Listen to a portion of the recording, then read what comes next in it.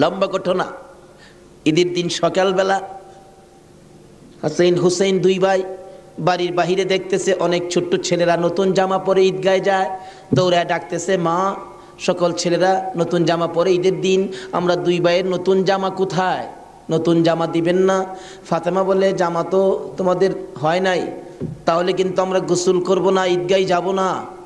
ফাতেমা বলেন, বাবা তোমরা দুই ভাই গোসল করে আসো, আসলেই তোমাদের নতুন জামা দর্জি দেয়া যাবে, গোসল করতে যাও।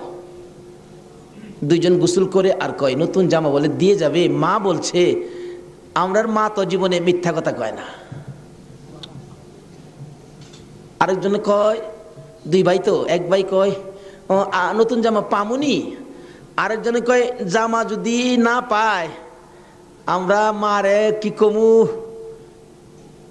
গোসল করো, চলো গোসল করে যায় দেখি না পাই কিনা। ফাতেমা গোসলখানায় সন্তান পাঠায়া 2 রাকাত নামাজ পড়ছে। বলুন কি করছে? ওখানের মার আর আসেনি নামাজ নাই। এলাকায় তো হুসাইনের পাগল জন্ম হয় না, এলাকায় তো হুসাইনের রক্তের প্রতিদান দেওয়ার মানুষ দেশে হয় না।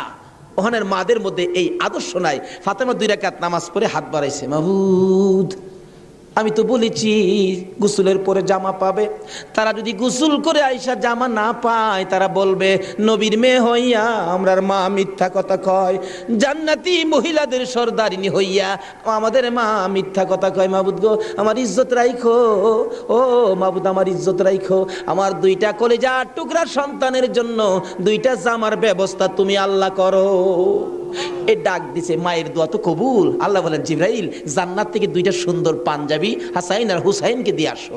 2টা পাঞ্জাবি নিয়ে হাসাইন হুসাইনের বাড়ির সামনে হাজির। হাসাইন হুসাইন কোথায়? তোমাদের জামা তো তৈয়ার হয়েছে। কিতাবে আসছে জামাগুলির রং ছিল একটা সবুজ আর একটা লাল। 2 ভাই দৌড়ায় আসছে, কোনটা নিবা? জিবরাইল মানুষের বেশ ধরে ডাকতেছে, কোনটা নিবা? হাসাইন বলেন, আমারে সবুজটা দেন, সবুজটা দেন। হুসাইন বলেন, আমারে লাল জামা দেন। 2 জনে জামা হাতে নেয় আর বাড়ির ভিতরে রুমের ভিতরে মা ফাতেমার কলিজা দরফর শুরু করছে। মনাদার শেষ করে বাহিরে আসেন, কেন আমার কলিজা দরপর করে? এমন সময় 2 সন্তান 2টা জামা লইয়া মায়ের সামনে হাজির। মা দেখো কত সুন্দর জামা দর্জি আমাদেরকে দিয়ে গেলেন। ফাতেমা একটা চিৎকার মারছে, সন্তানেরা রে জামা গায়ে লাগাইস না, কেন জানি আমার কলিজা দরপুর করে রে, এই জামার মধ্যে কি হাকিকত রয়ে গেছে আমার বাবার কাছে জানতে হবে। 2 জামা লইয়া 2 সন্তান লইয়া নবীজির কাছে যাইতেছে। এই পাশে জিবরাইল এসে বলে, হুজুর গো হাসাইন আর হুসাইন জামা নিয়ে আসতেছে হাকিকত জানার জন্য, আপনি বলে দিয়েন সবুজ জামা হাসাইন নিয়েছে। হাসাইন তো আপনার উম্মতের নাজাতের জন্য কুরবানি 2 ভাইয়ের বেলায় কবুল করেছে আমার আল্লাহ। হাসাইন সবুজ জামা নিয়েছে, আপনার উম্মতেরা হাসাইন কে বিষ খাওয়াইয়া সবুজ করে দুনিয়ার থেকে বিদায় করে দিবে। আপনার আদরের নাতি হুসাইনকে লাল জামা যার হাতে দেখবেন আপনি মনে করবেন কারবালার জমিনে এ হুসাইনকে বল্লম তীরের আঘাতে লাল লাল করে দিবে। আমার নবী হাসাইন হুসাইন কাছে আসলে অন্য সময় খুশি হতেন, আজকে দেখে দূর থেকে চোখের পানি ছেড়ে দিলেন। ফাতেমা বলেন, বাবা গো অন্যদিন খুশি হইতে আজকে কেন কান্দো বুঝতে পারতেছি না। আমার নবী বলেন, ফাতেমা রে আয় আমার হাসাইন আর হুসাইন লইয়া। 2 জনকে বুকে লইয়া কান্দে, মাবুদ আমার উম্মতের নাজাত দিবানি। আজকে সেই হাসাইন আর হুসাইনের মায়া নাই, সেই নবীর মহব্বত নাই, সেই ফাতেমার জীবনী আমাদের কাছে নাই, আহলে বায়াতের চিন্তা আমরা কেউ করি না। নবীজি কুল থেকে ছেড়ে দিলেন, হাসাইন আসো তোমার জামাটা খুব সুন্দর হয়েছে। হুসাইনকে টাইনা বুকে ধরে বলেন, হুসাইন রে তোর জামাটাও খুব সুন্দর হয়েছে। জিবরিল বলেন, হুজুর গো হাসাইনকে তো বিষ পান করাইয়া জোহর খাওয়াইয়া মারবে, হুসাইনের মওতের কথা যদি বলি আমি জিবরাইলও সইতে পারি না। তো নির্মম ভাবে হুসাইনকে কারবালার জমিনে গো আপনার উম্মতেরা, হারা মুসলমান, হারাও কি নামে না কামে? বল নামে না কামে? নামে। একটা হলো নামে মুসলমান, আরেকটা আছে কামে মুসলমান। মুসলমানের ভাগ 2টা, একটা হলো এজিদি মুসলমান, আরেকটা হলো হুসাইনি মুসলমান। আপনারা কোন মুসলমান হবেন? আরো জোরে কোন মুসলমান হবেন? এটা হলো কামের মুসলমান, আর এজিদি মুসলমান হলো নামের মুসলমান। বলতেছিলাম দয়ার নবী মায়ার নবী বলতেছেন, জিবরাইল আমার উম্মতের নাজাতের জন্য কবুল হয়েছে, কবুল হয়েছে। হাসাইন আর হুসাইন দুই ভাই আঞ্জায়া ধরে দুই গালে চুমায়া চুমায়া বিদায় দিয়েছে। হুসাইনকে কোনদিনই বলতেছেন, হুসাইন হুসাইন, দুই গালে চুমা দেয়, তুমি আমার আমি তোমার। তোমাকে যে কষ্ট দেয় সেজন্য আমাকে কষ্ট দেয়, আর তোমাকে যে ভালোবাসা দেয় সেজন্য আমি রাসূলকে ভালোবাসা দেয়। আজকে হুসাইনের ভালোবাসা এখানে বসা, হুসাইনের অনেক পরে আওলাদে রাসূলকে ভালোবাসা। লম্বা ঘটনা, কারবালার ওয়াজ 1 বছর করে শেষ করা যাবে না। আমি সংক্ষেপ করে মেন কথাগুলো আপনাদের সামনে তুলে ধরতেছি। এবার আমার নবী বলেন, ফাতেমা রে ফাতেমা, আমার 2 নাতিকে নিয়ে তুমি ঘরের ভিতরে যাও। আমার কেন জানি কলিজায় আগুন জ্বলছে, আমি হাসাইন হুসাইনকে দেখলে আমার সহ্য হয় না। হাসাইন হুসাইনকে নিয়ে যখন চলে যাই, আমার নবী কান্দে।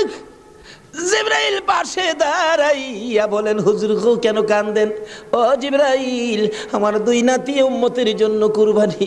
হুসাইনের ঘটনায় আমার মন মানে না রে।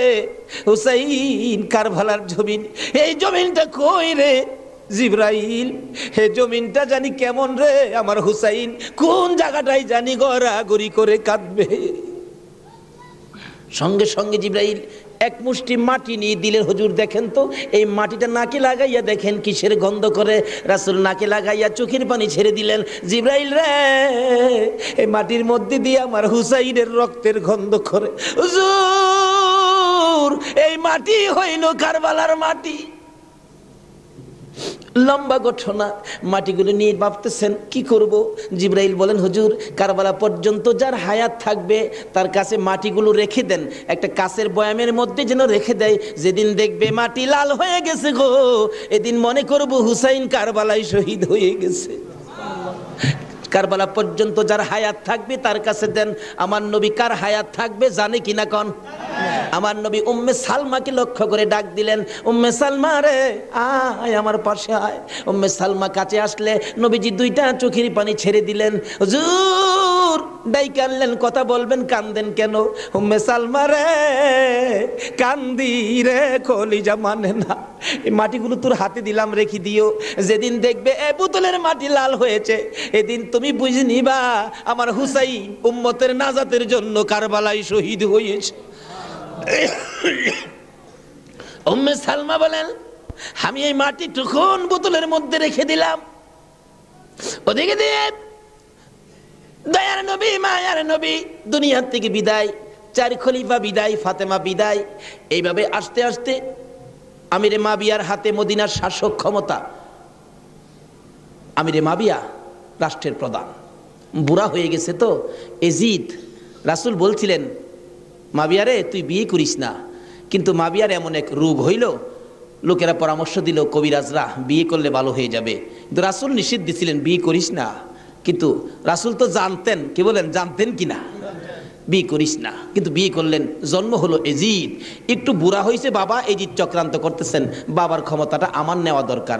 কিন্তু এজিদ নবীর কথা মতো, নবীর প্রেম নবীর ভালোবাসা এজিদের কাছে কখনো ছিল না। লোকেরা বলেন না, এইরকম একটা লোকের কথা আমরা মানতে পারি না। হাসাইনই তো আছে, আমরা হাসাইনকে মানবো। নবীজি ভবিষ্যৎবাণী করে দিয়ে গেছিলেন, আমি দুনিয়ার থেকে বিদায়ের 30 বছর পর হাসাইন ক্ষমতায় আসবে, হাসাইনকে মানুষ ভালোবাসবে, কিন্তু এজিদ হাসাইনকে থাকতে দিবে না। যাই হোক, লম্বা ঘটনা। এজিদ কয় হাসাইনকে কিভাবে শেষ করা যায়, 2জনই পথের কাটা, একজন হাসাইন একজন হুসাইন, 2জনকে শেষ করতে পারলেই তো আমার সুবিধাজনক পরিবেশ হয়ে যাবে। কি করব, কি করা যায়? এক কুটনি বুড়িকে এনে বললেন, তুমি কি পারবা হাসাইনকে শেষ করে দিতা? কুটনি বুড়ি কয়, এটা ব্যাপারই না। এমন কিসিমের মহিলা আছে না দেশ, খালি বেজাল লাগাই সংসারে। হাসাইন রাদিয়াল্লাহু তাআলা আনহুর বিবি ছিলেন 4 জন, সকলের ছোট বিবির নাম ছিলেন জায়েদা। জায়েদার হাতে শরবত খাইতেন সবসময়, তার হাতে শরবত খুব সুন্দর হতো আর কি, শরবত খাইতেন। হাসাইন ডাকতেছেন, জায়েদা শরবত দাও। শরবত দিলেন জায়েদা। দেখলো কুটনি বুড়ি জায়েদারে দিয়ে এই কামটা বানাইতে। হাসাইন শরবত খায়া চলে গেলেন। বলেন, জায়েদা হাসাইন কি তোমার হাতে সবসময় শরবত খায়? কহ, প্রত্যেক দিন আমার খুব ভালোবাসে, আমার হাতে শরবতটা খায়, আর কেউর হাতে খায় না, আমার হাতে শরবত নাকি খুবই ভালো। হ্যাঁ। কুটনি বুড়ি কয়, তোমার তো শরবত খায় কিন্তু তোমাকে ভালোবাসে না। কি বলো? আমি জানি ভালোবাসে। কই তুমি জানলে কি হবে? আমরা দূরের থেকে যা দেখি তোমারে সবচেয়ে কম ভালোবাসে। একটা কাম করো, মেয়েরা কিন্তু খুব সরল মানুষ, সহজে বুঝ মাইনা যায়। একটা কাজ করো, কি? আমি বিষ দিয়া যামু, বিষ খাওয়াইয়া হাসাইনকে মাইরা দাও। এজিদ হবে এদেশের প্রেসিডেন্ট, বাদশাহ, আর তুমি হবে রানী। সহজে বুঝ মানলেন, সরল মানুষ তো।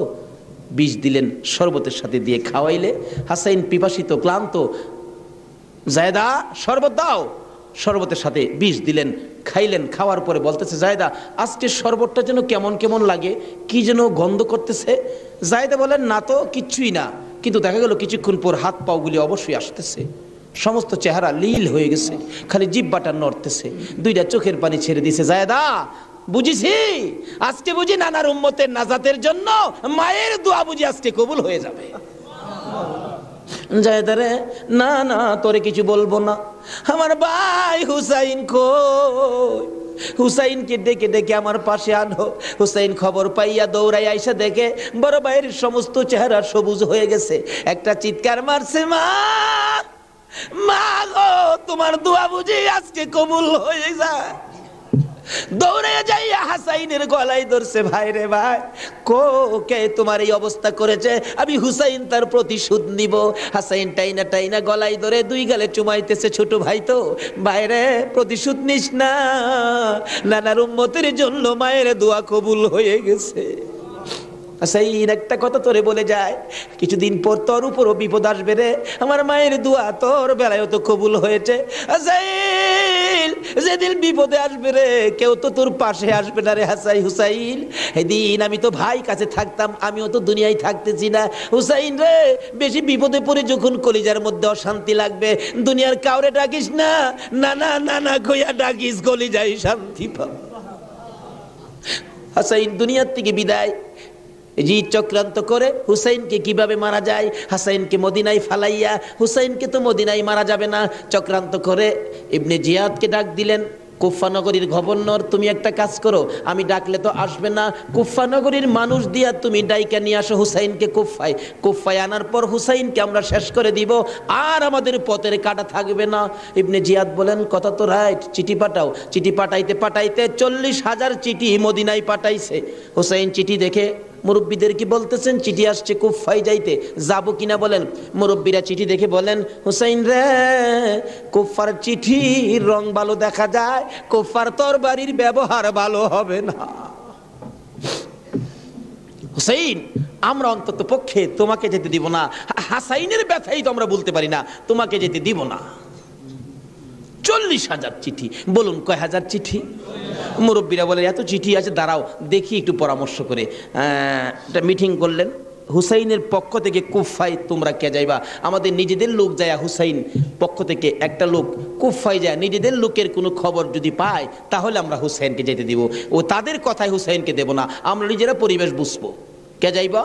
একজন লোক দাঁড়াইলেন, ইতিহাস বলেন, যার নাম হলো মুসলিম বিন আকিল। মুসলিম বিন আকিল দাঁড়ায় বললেন, আমি যাব হুসাইনের পক্ষ থেকে। তার দুইটা বাচ্চা ছিল, মোহাম্মদ ইব্রাহিম, সোনার পুতুলের মতো দুইটা বাচ্চা, ছোট ছোট। বলে, আব্বা আপনি যদি চলে যান তাহলে আমরা তো মা নাই, আমরা কার কাছে থাকবো? তাদের মা মারা গেছে, কই থাকবো আমরা? তাইলে তোমরাও চলো। তিনজনের কাফেলা করে কুফা নগরীতে গিয়ে পৌঁছলেন হুসাইনের পক্ষ থেকে। হুসাইনের পক্ষের লোক পায়া কমপক্ষে 30,000 লোক হুসাইনের নামের উপর মুরিদ হইলেন, বাইয়াত গ্রহণ করলেন। ভাইসাব, বাইয়াত হওয়া, মুরিদ হওয়া সুন্নাত রাসূল।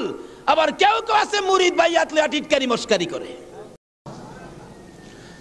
আলী আসগর বাবার মুখের দিকে তাকাইয়া জিহ্বাটা বাহির করে দিছে, দুইটা চোখ উল্টাইয়া চোখের পানি ছেড়ে ছেড়ে বুঝাইতেছে, বাবা গো, মায়ের কাছে বলে দিও আর জীবনে পানি চাইতাম না। হুসাইন বলেন, টান দিয়ে তীরটা যখন খুলে ফেললাম, তীরের আগার মধ্যে আমার বাবার কলিজা সিরা আইসা পড়ছে।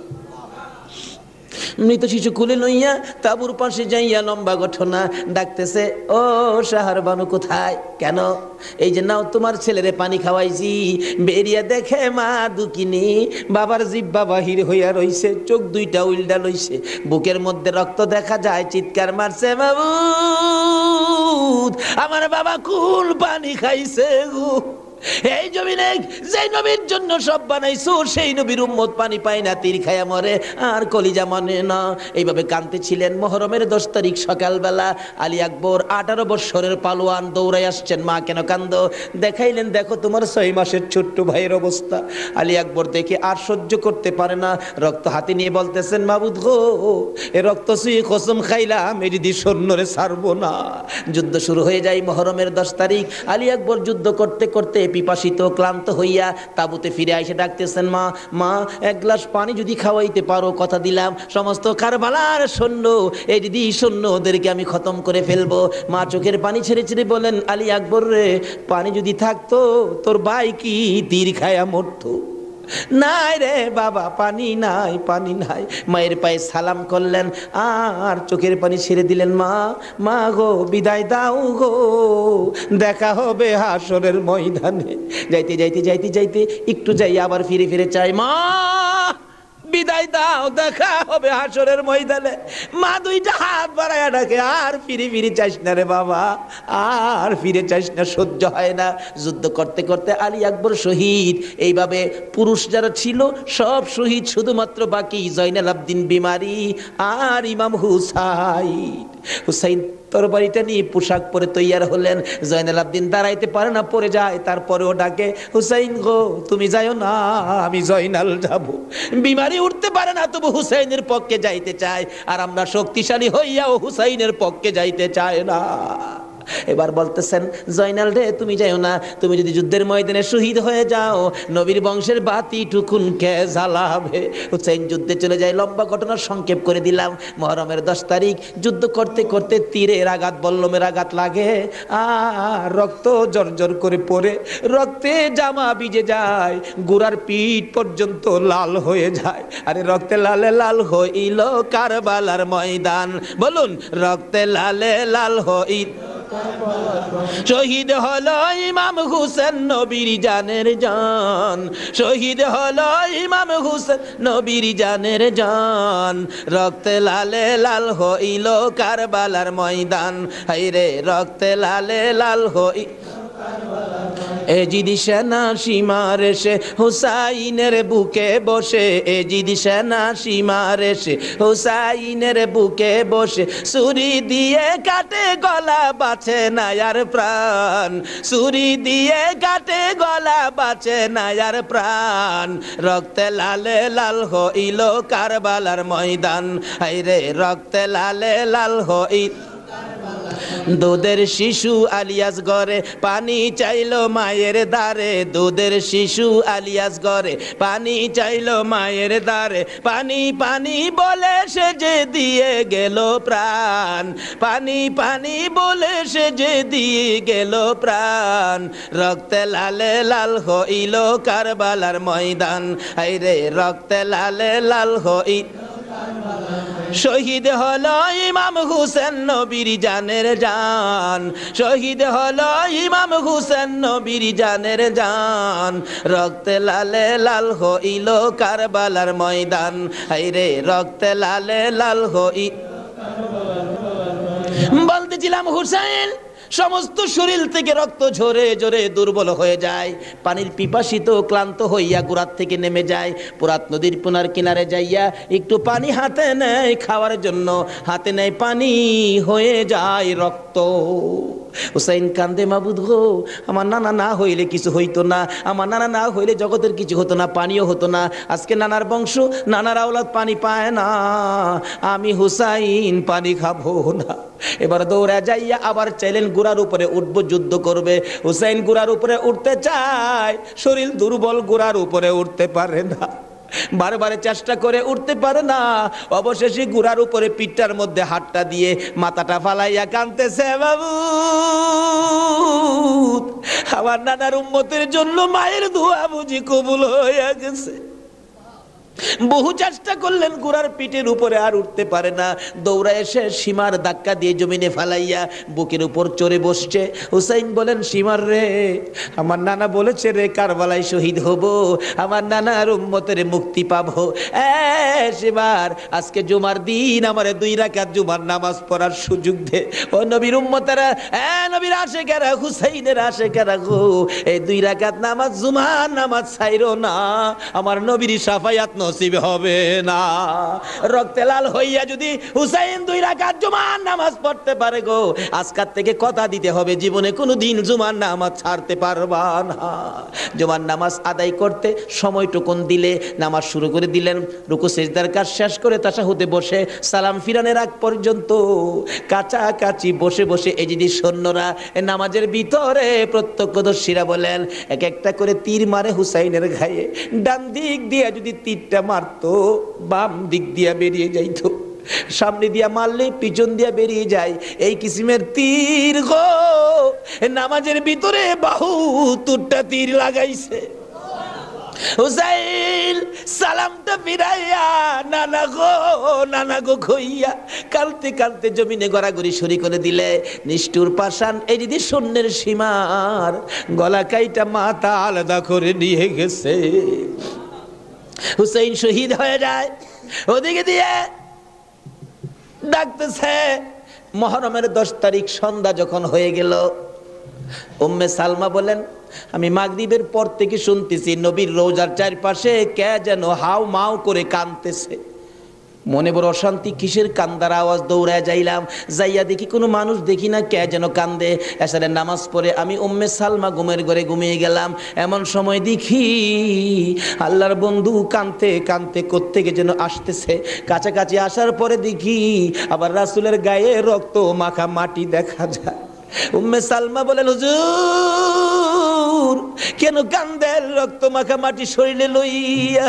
আমার নবী বলেন, উম্মে সালমা রে, বোতলের মাটির দিকে তাকাইয়া দেখ, বোতলের মাটির অবস্থাগুলো দেখ। উম্মে সালমা বলেন, তাকাইয়া দেখি বোতলের মাটি লাল হয়ে গেছে। আবার রাসূল বলেন, উম্মে সালমা রে, আমার হুসাইন কারবালায় নাই রে, কারবালায় না। উম্মে সালমা বলেন, প্রশ্ন করলাম, ইয়া রাসূলুল্লাহ, হুসাইন তো কারবালায় শহীদ, আপনার রওজার পাশে কাঁদলো কে জানতে চাই। আমার নবী বলেন, আরে উম্মে সালমা, আমার হুসাইন যখন কারবালায় তীরের আঘাতে নানা কইয়া ডাক মারছে রে, আমি নবী রওজার থেকে বাহির হইয়া দৌড় মারছি। ওই সময় রহমতের ফেরেশতারা আমার রওজার পাশে বসে বসে কাঁদছে। আমি কারবালায় যাইয়া দেখি আমার হুসাইন তীরের আঘাতে রে নানা নানা কইয়া গড়াগড়ি করে। আমি হুসাইনকে আনজায়া ধরছি। হুসাইন তীরের আঘাতে যতটা গৈর দিছে রে, আমি রাসূল হুসাইনের সাথে ততটা গৈর কারবালার জমিনে দিয়েছি। এই হুসাইনের রক্ত কারবালার মাটিতে পড়েছে, এই রক্ত মাখা মাটি আমি নবীর গায়ে লাগছে। এই উম্মে সালমা জানাইয়া দিস রে, এই রক্ত মাখা মাটি আমি রাসূলের কাছে জমা থাকবে। হাশরের জমিন যেদিন গায়েব হবে, আমি আমার মাওলার দরবারে হুসাইনের রক্ত মাখা মাটিগুলি তুলে ধরবো। মাবুদ, আমার মেয়ে ফাতেমা সন্তান কুরবানি করেছে আমার উম্মতের নাজাতের জন্য। এই যে দেখো হুসাইনের কারবালার রক্ত মাখা মাটি তুলে ধরলাম। আর ফাতেমা হুসাইনের মাথাটুকু লইয়া দাঁড়াইয়া বলবে, আমি হুসাইনের মাথাটুকু তুলে ধরলাম। মাবুদ গো, এর বিনিময়ে আমার বাবার উম্মতের মাফ করে দাও।